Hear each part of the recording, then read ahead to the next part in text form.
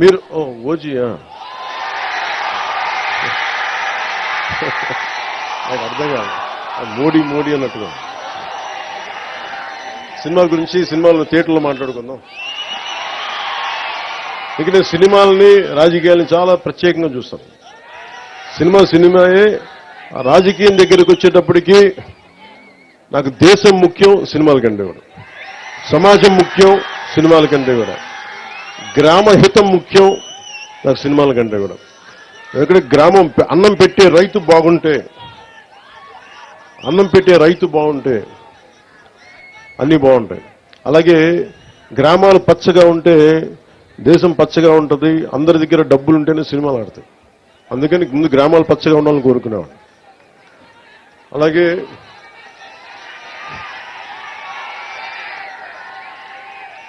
ఇంకొక ఇద్దరు పేర్లు చెప్పడం మర్చిపోయాను, క్షమించాలి. ఒకటి మన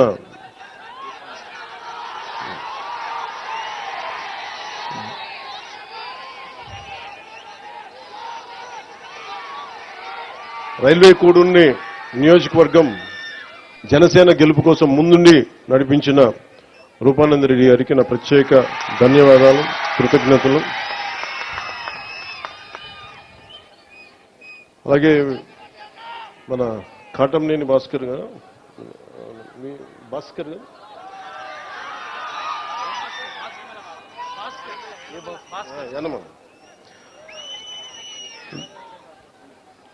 సీట్లు ఇచ్చేటప్పుడు చాలా కష్టం, అది చెప్పేసి సభలోకి వెళ్దాం.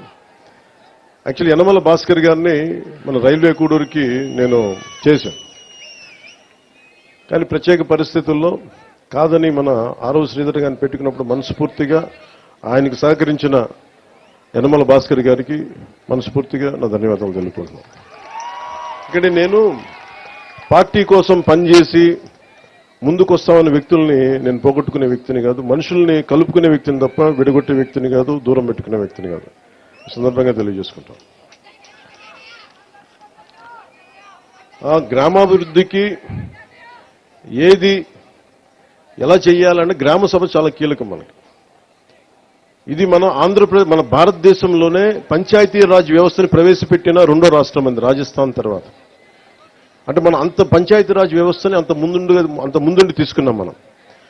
గత ప్రభుత్వంలో అలాంటి పంచాయతీరాజ్ వ్యవస్థని ఎంత బలోపేతం చేయొచ్చో అంత బలోపేతం చేయొచ్చు. కానీ దురదృష్టం, గత ప్రభుత్వం దాదాపు 51,000 కోట్లు, ఇంకా సరిగ్గా చెప్పాలంటే 50 కోట్ల గత ప్రభుత్వం